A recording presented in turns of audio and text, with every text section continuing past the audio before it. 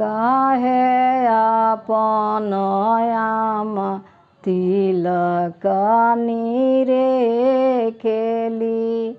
काहे आपन आम तिलक नीरे खेली। तिलक लायो बड़ी थोर जी।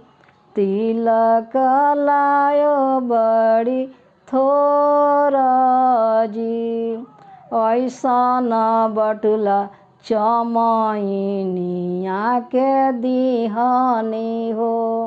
ऐसन बटुला चमैनिया के दिहनी हो।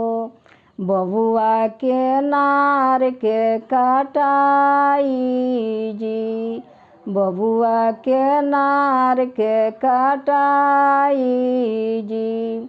काहे आपन चाची तिलक नीरे खेली।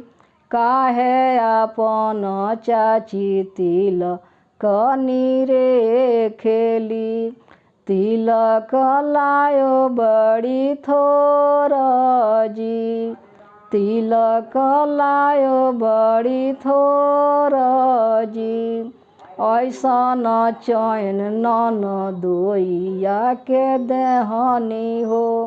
ऐसन चैन ननदोइया के देहनी हो। बबुआ के भैला के बधाई जी। ऐसन कूलर टीवी फुआ के देहनी हो। ऐसन कूलर टीवी फुआ के देहनी हो।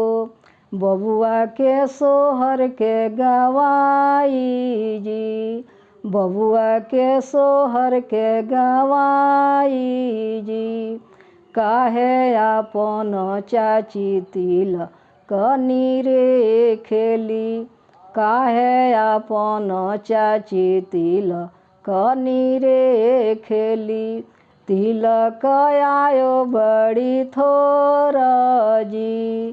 तिलक आयो बड़ी थोर जी।